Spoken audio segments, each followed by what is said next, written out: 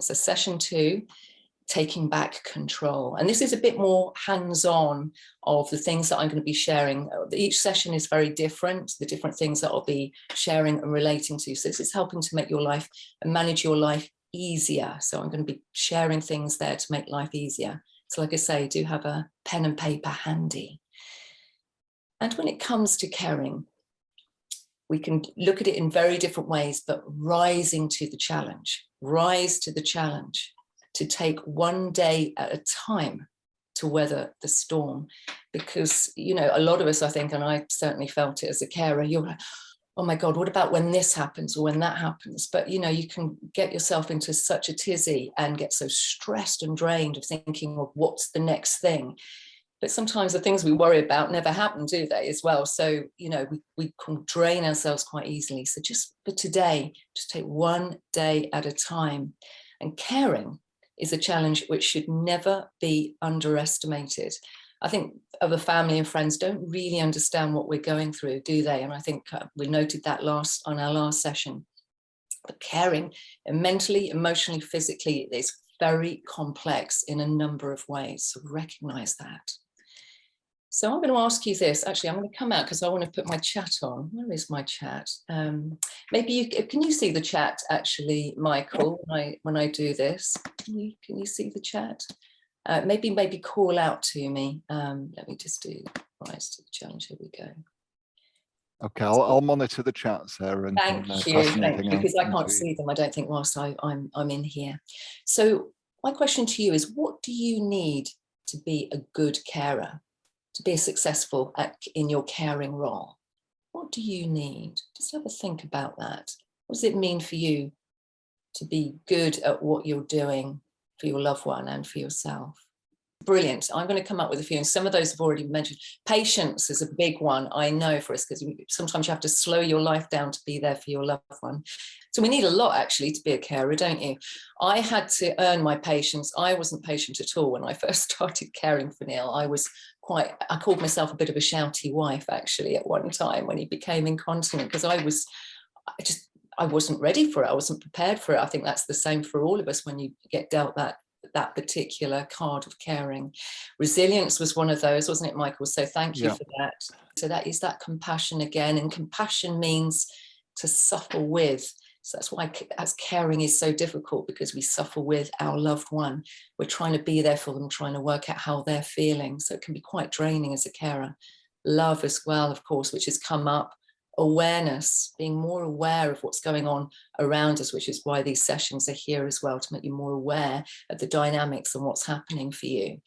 And good communication skills, asking for help when you need it. I think we're all guilty of that, aren't we, at times, where you feel you could ask, but you don't want to say or don't want to bother. But we do need to ask. And good listening skills, that's one thing that I needed with Neil. He struggled to speak, so listening to what your loved one is saying, or maybe what they're not saying, you know, reading the signs. And positivity, not kind of like false positivity, but being positive in a number of ways to make sure that you're there for you and what you need, and recognizing all that you do, being positive about yourself, and knowing when to take a break. And having that break is a big one. That's a bit of a skill in itself, I know, because I think we just constantly keep going, don't we, on the treadmill of caring. That's why it becomes so exhausting. Yes, not keep talking, banging on about illness. I know it's easy to do, isn't it? You know, with Neil, I do remember one time taking him out for a meal with the friends, and I started to go on about the chemo and he was on, and he tapped me on the shoulder. He said, can we talk about something else? Because we're out to have a good time. So yeah, so it's recognizing those moments and putting the illness or condition to one side so that you can relax and enjoy when you go out together, or if you're doing, you know, having a bit of a break together. And maybe you're taking over chores that your loved one used to do, depending on who you're caring for. I certainly had to take over what Neil would do, as he was kind of the man of the house. And I will talk about that in a moment. What about you? Has anybody found that you've had to take over chores that your loved one used to do? You know, pop that in the chat.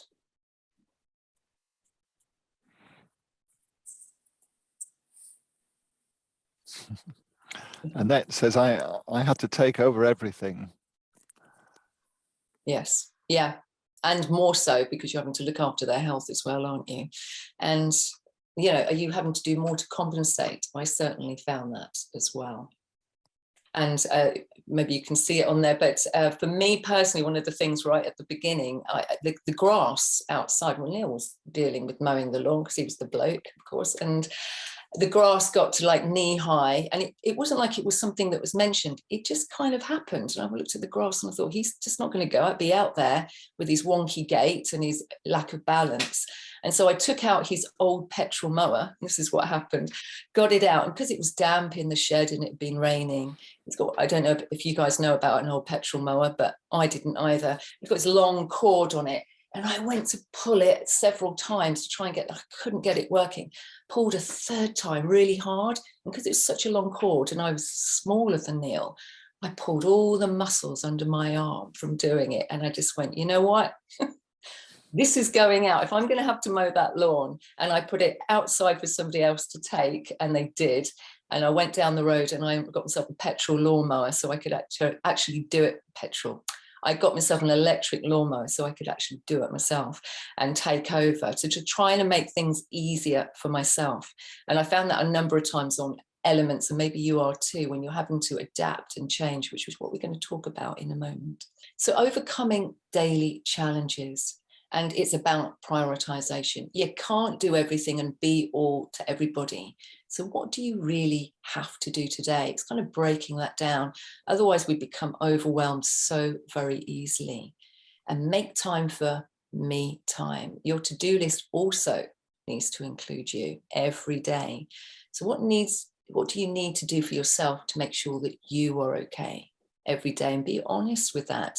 So whatever lists, whatever you need to do each day, also include yourself.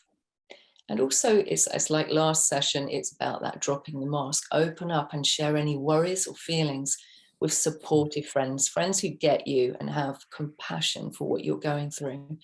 Suppressed emotions will only make life more challenging. And just know that you're doing your best. Recognize all that you do in giving your loved one and giving them a better quality of life. Like Anna was saying, you know, being a voice for her dad, as I was for Neil as well. You're doing your best and you're doing a lot. So recognize that and just give yourself a break. Be kind to you. Now, I don't know if any of you guys know Dr. Wayne Dyer. Maybe put your little hand up if you do, if you've ever heard of him. I love Dr. Wayne Dyer. There's a lot of videos of him online. It's kind of a motivational speaker in America. And he says, with everything that happens to you, you can either feel sorry for yourself or treat what has happened as a gift. Everything is either an opportunity to grow or an obstacle to keep you from growing. You get to choose. Now, don't get me wrong, caring is colossally hard at times, and it got the better of me a number of times. But there are so many ways that you will be growing right now. It's a huge challenge, a huge life challenge. So you'll be learning every single day. I certainly found that as well. So what are you learning? Even list those things down. I mean, I'm an expert in glioblastoma brain tumors, but also holistic side of things. There's all these things that I had to learn to help Neil get through and to stay as healthy and as happy as possible, as you are with your loved ones as well. So each challenge is an opportunity for growth. What are you learning? And adapting to change. Adapting, because we do have to adapt, don't we, as we're a carer. You know, from what we were doing before in your previous life, like me, I was in the city working, to then suddenly be a full-time carer. It's a very different world, very different life that we're having to deal with. And you heard about the form filling before, the things that you need to learn, you need to know, and you need to be aware of as well. So let me take you, I know when I say if you train for a marathon, you're going to go, oh my God, Sarah, really? On top of everything else? But just bear with me, I'm going to bring it back to caring.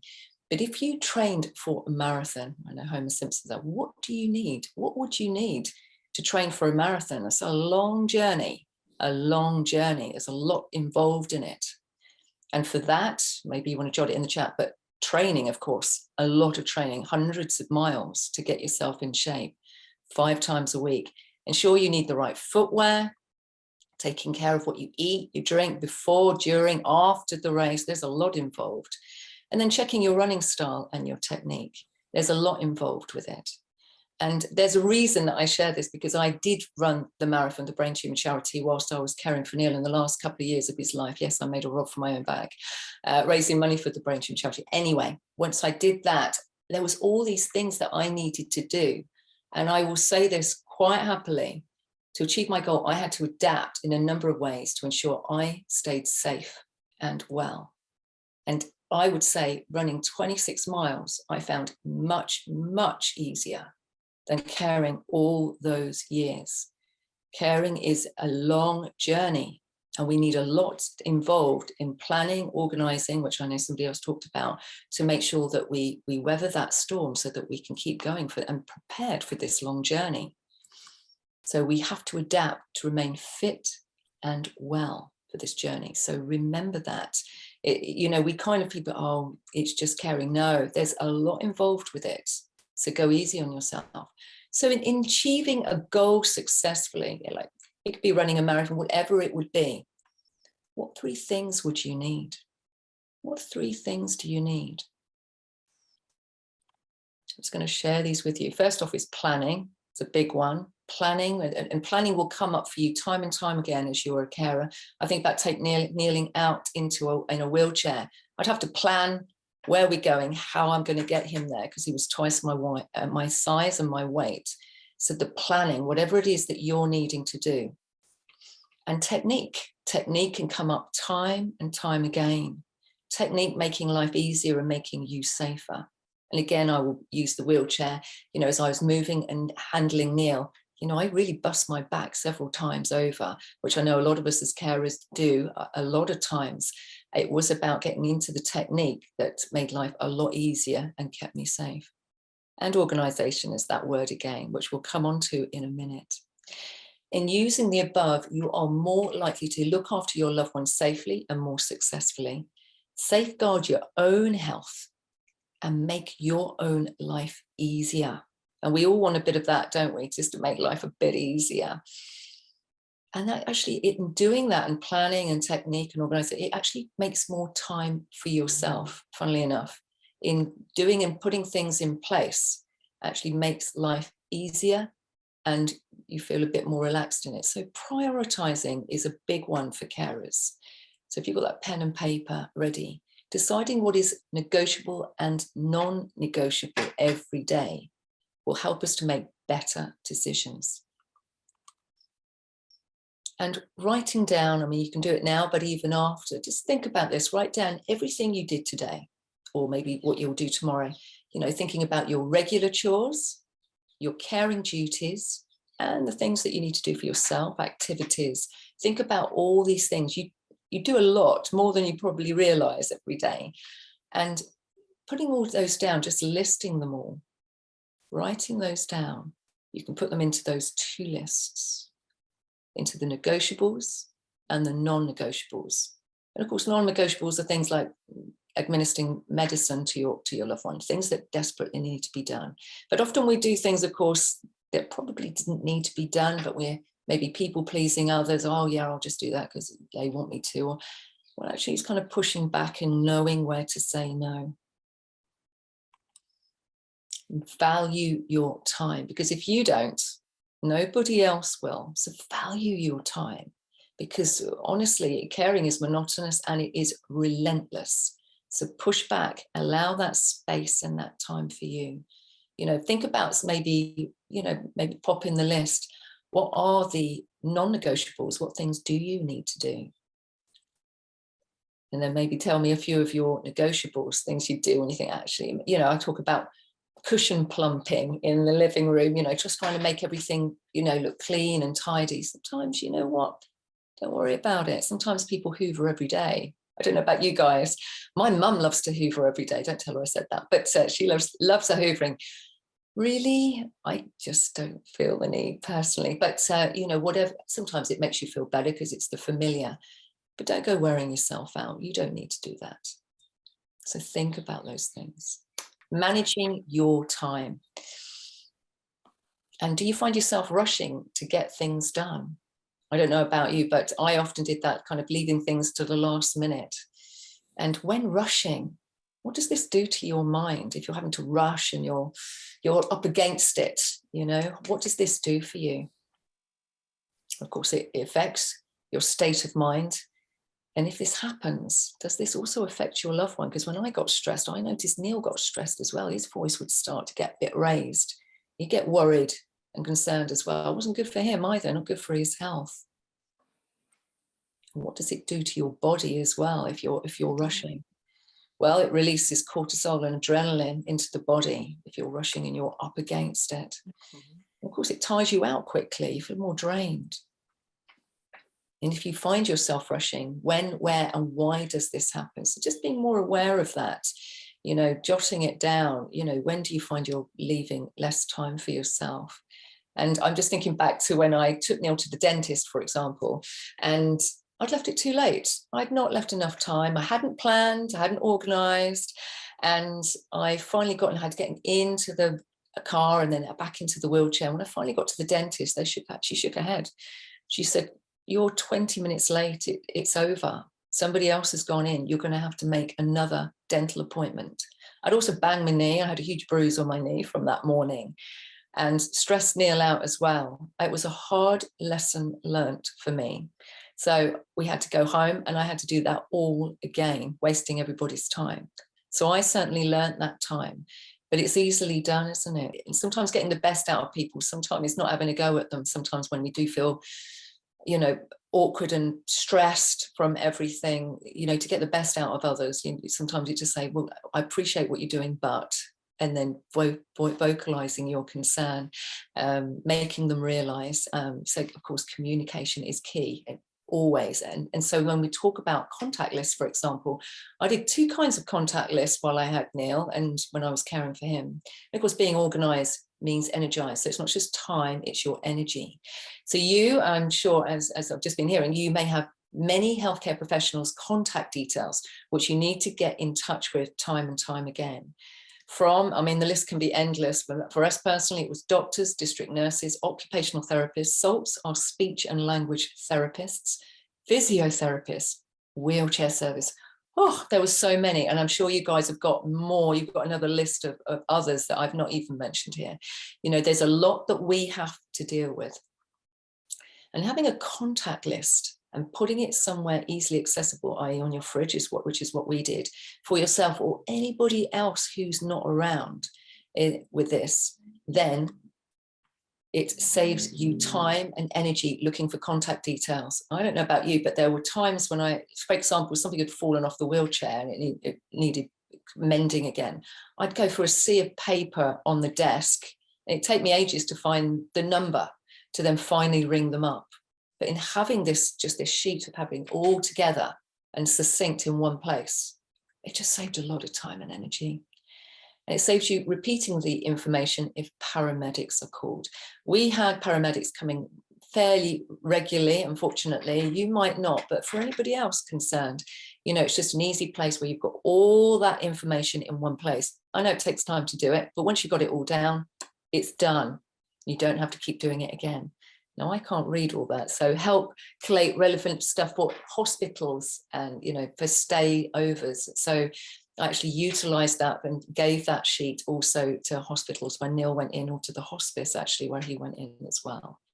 So personal information about the cared for. So this was one particular sheet that I did, which I found extremely useful with if you've got this or not.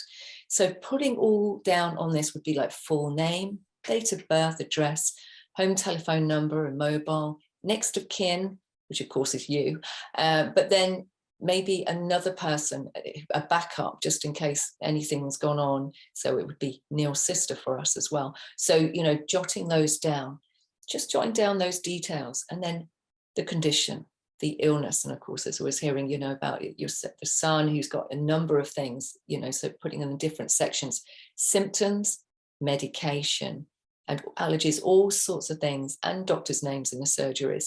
So all in one place, specialist names, hospital addresses. But once it's all down there, you put it in a Word document, it's all in one place. Makes your life a whole lot easier. It's all there. And any other information, I've just shared some, but there'll be other things that are personal for you. Really good to collate that, have it in one place, stick it on the fridge or somewhere where everybody can see it, so it's useful.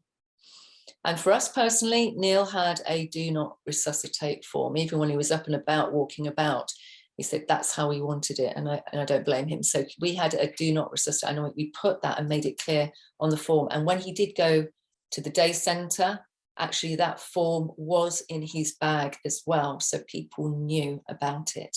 Really important if you're going down the road, if you do have one of those. So that was one particular list, and then we also had a contact list. So instead of going through all those bits of paper that you know, bits of mail that have come through, I would also create a contact list where it had the service and the department. So whatever you might be needing to ring, like, I don't know, wheelchair services for me, for example, and I put the name, the contact that we were usually talking to, or a few names, telephone number and email, and I jot them all down, all those names, phone numbers, and have that also on the fridge. Really useful, mate. That saved me hundreds of hours, I can tell you now. And then I just quickly use a pen if it's something needed updating, but I'd kind of use it just as a Word document.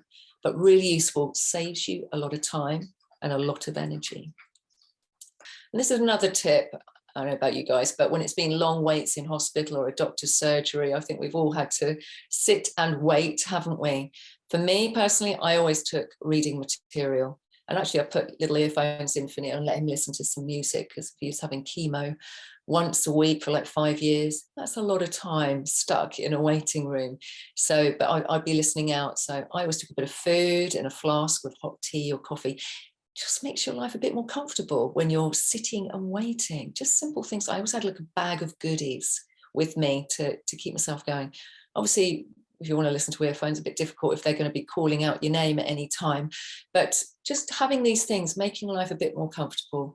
And if your loved one struggles to communicate whilst in hospital, I know there's at least one of us here, as well as myself, when I found that, I actually created posters of all things and printouts for staff.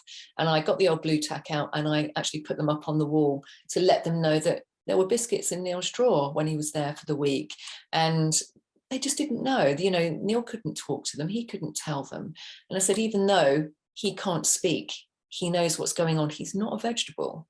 Neil knows exactly what's going on. So I wanted to make that very clear, because the staff will do obviously changeovers and they don't know. And not everybody knows. You'd like to think that they'd look through their file, but they don't have time, not like we would like to think. So I would leave those things out. So any way that you can communicate effectively to make life easy for your loved one, and a bit nicer actually, you know. And this is very niche, I'm just going to share, but it might be something that you can think of for something else for you. But I did a form for the paid carers that came in, the PAs. So for Neil, he at times would need laxatives, he was incontinent, and I would change him and then they would change him, and we wouldn't know if he'd been or he'd not been, to a point where it left him in a lot of pain, and it was awful. To that point, it was kind of amusing in the end, because I had a form and I said, just write it down, but then I couldn't read the paid carers' writing. So there's always something, isn't there? So then I did a Word document with some tick boxes. And with that, Neil wasn't in pain again on that front. So, you know, just made life simpler and easier. So it's a way of managing, but that's something niche and that's something for us.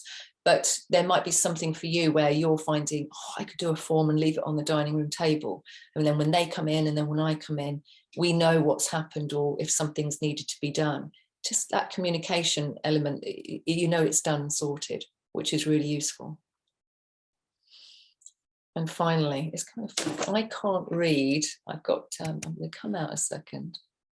I'm just going to hide that away and just do that again. Here we go. And finally, are there any chores you find difficult, and could you find ways to improve these to help make your life easier?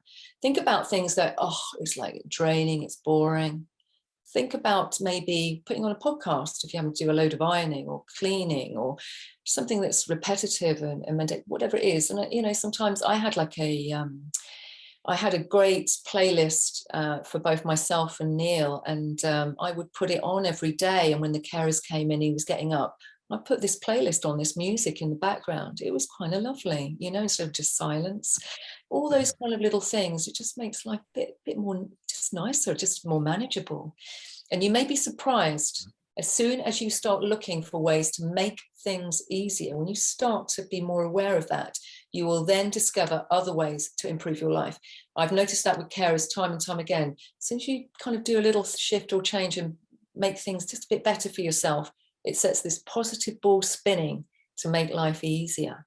Now, codependency is an interesting one. Codependency, what does that mean? So it's a circular relationship in which one person needs the other person, who in turn needs to be needed. That's quite wordy, isn't it? But codependent person, known as the giver, which is the carer ourselves, feels worthless unless they are needed by and making sacrifices for the enabler, otherwise they cared for your loved one.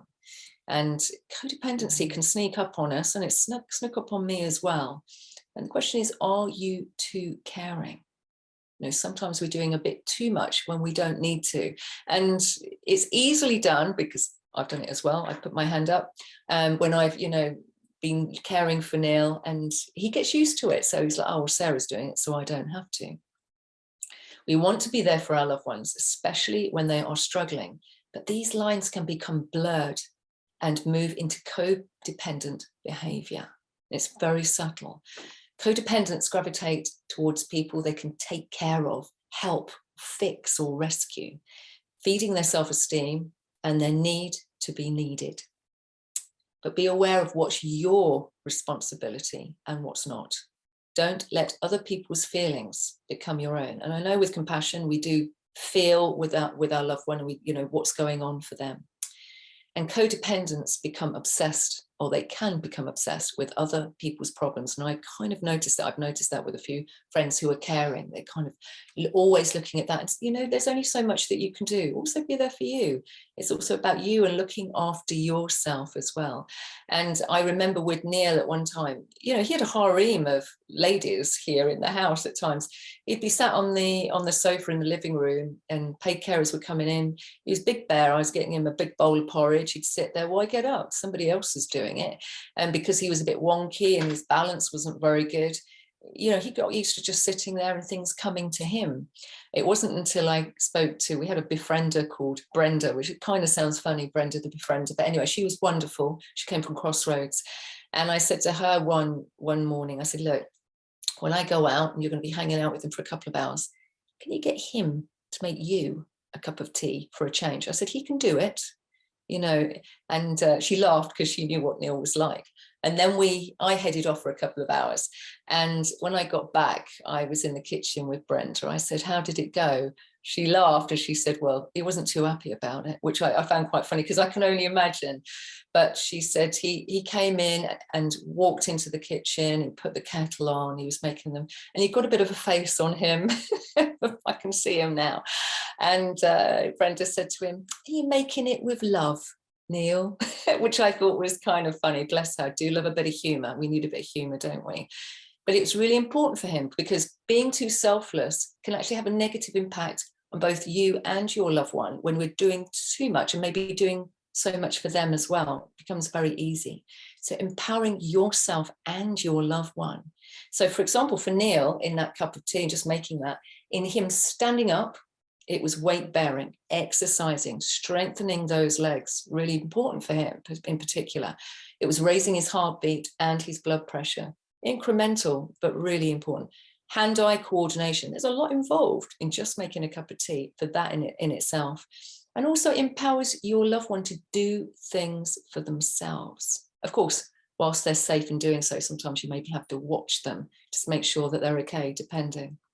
It also empowers you in getting them to do things for themselves, may well take the pressure off you, depending. So everybody here is different and what your loved one can do. Okay, so this week we're going to come on to a voice of reason. Voice of reason, really good one. I loved this whilst I was caring. So for example, when Neil was, this is in the last few years of his life, when he was in a hospital bed in our living room back here, unable to speak or do anything for himself, hoisted just for a couple of hours a day and then popped back in bed. We had a family wedding that was looming, dare I say, and with them they were saying, oh, we want him down here, we want him down for this wedding. And so did I, but it was like 200 miles away. And I thought, how am I going to get Neil down there? And they just kept on saying, we want him down here. I didn't know how I was going to get him down there. And it made me feel guilty. I felt stressed from that. And I wanted to please them, and I wanted him down there to enjoy it, but I didn't know what to say or what to do. So this stress kind of accumulated in me for a number of weeks, if not months, until the end. I actually spoke to our head nurse at the local hospice when Neil went to the day centre. And I said to Julia, I don't know what to do. They want him down there. And she said, well, is it in Neil's best interest? And I burst out laughing immediately. I said, well, no, of course not. She goes, well, there you go then. She said, I know somebody who's as ill as Neil. He came from Gloucester to have to be travelled down to the hospice where Neil went. And it cost about £1,000 for a specialist ambulance to take him from A to B. And she said, that's what Neil would need. And I went, well, I don't think they're going to want to pay that kind of money, and neither am I. She said, well, why don't you just, sort out having a family meal together a week or two before the event, and so that Neil can enjoy it and then the family can enjoy it together. She was my voice of reason. And I'm hoping that you guys also have a voice of reason. Maybe jot them down in the chat. Who was your voice of reason? Because carers have to make so many important decisions for the cared for every single day. You're having to do a lot of things, maybe helping to decide treatment, organising emotional and physical support, and being that emotional and physical support, dietary requirements, dilemmas within the family, which I've just shared one of them with you as well, maybe even choosing a nursing home at some stage. You're having to do a lot of things. A voice of reason not only has empathy, like Julia did for me, but a deeper level of understanding of what you are going through. Not everybody has that. They also have your best interest at heart, and they have no hidden agendas. That is a voice of reason. So if you've got a voice of reason, jot them down in the chat. I had like a few, I had about 3 or 4 of people who kind of got me. I can see there's one coming in there. I'm looking at the time because I'm quite sure, because I've got a few more things that I want to share with you. So I shall just busily go through these. Your voice of reason could be a close friend, family member, could be even a work colleague, a healthcare professional, maybe somebody who really gets you. And some people are, some GPs are great, some less so. Maybe it's a district nurse or a doctor, or maybe a PA, a paid carer. One of them was great for me. Sam, it was a paid carer. She put me straight. She just said it as it was. I love that. And you could have a few different voice of reasons. Maybe jot them down or think who would be a voice of reason for you when any dilemmas come up, particular ones depending. So it might be to do with, dilemmas with family, a voice of reason, or maybe a healthcare professional for when it comes to medication, etc. And when you have decided what to do about the dilemma, knowing others may not be happy with it, which I found in the past for family, give your reasons. Already have a backup of giving your reasons of why, because then that's fine. They can't come back on anything. If you've got, you're not doing it because to spite them, you're doing it because. And we can't please everyone all of the time. Just remember that. Also please yourself. And the last section on here, which I'll just go through briefly, is straight talking. Straight talking, easily enough said, right? But communication is key to help improve a situation or making others aware. But why do we often not speak our minds to others? And often we keep quiet. Maybe you want to pop something in the chat and just let me know if there's anything there, Michael.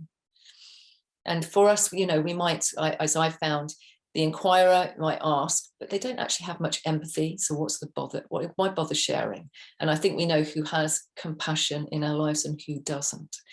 And sometimes we don't share, like I found with Neil's mum. I avoided sharing to stop worrying or maybe upsetting her, because she would then worry for Neil, and she was elderly and she wasn't very well in herself. And I think for many of us as well, we don't want to appear a failure, right? It's your loved one who's ill, has the condition, not you, right? So it can be a very difficult one where you don't want to appear vulnerable and you look like you're wanting to cope. But we also might be fearful of what others might say. They might be judgment or fear of falling out. I have had to have some strong conversations over those 13 years. And I kind of jotted things down. I wrote down how I wanted that conversation to go. I did little bullet points, and then I'd speak to them over the phone. And of course, for some of us with straight talking, we might say, well, what's the point? Nothing's going to change. Well, if you feel that, then nothing will. Talk about it, open it. I talked about counselling, I think, on the last session. Counselling is really going to think, oh, what's the point of counselling? I actually thought that at the time. I actually found it very powerful in the end. It brought up a lot of things. It helped me to air those and bring them to the forefront, kind of release it and deal with it instead of suppressing it as we do. And you may not even be aware of keeping quiet. We might be just generally a peacemaker and feel avoidance is the best policy. I think a lot of us are, you know, if you're a people pleaser, I have been in the past as well. Oh, I might as well just keep quiet. What's the point? Well, you know, sometimes just tell them as it is. You know, it'd be interesting to see what they say, because if you don't tell them, then they're not going to know. Why open up to another? Great, there's some more coming through, actually, Michael. If you want to address issues or discuss an ongoing conflict with somebody, ask yourself, first off, what would I like to gain from this conversation? It's a very good question. What do you want from that? Maybe it's just recognition of all that you do, or maybe you actually physically want more help. Maybe it's more support, emotionally, physically. Michael, are you going to speak? I was just going to say, just in the relation to the straight talking, Mo says will only work if the other person or listener is going to make a change. Ah, yes. I think we all know somebody like that, don't we? Yes, any more?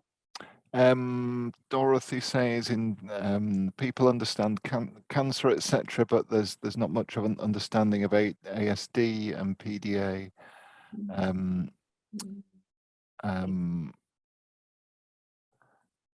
It's nice to vocalize it, actually, isn't it? I wish I'd been a lot more vocal and just said it as it was, you know, because then they're getting a bit more of a, because when you've got a brave face on and you're getting on with it and you've always got a smile on your face, it's all right, he's dealing with it, she's dealing with it, I can step back and leave them to it.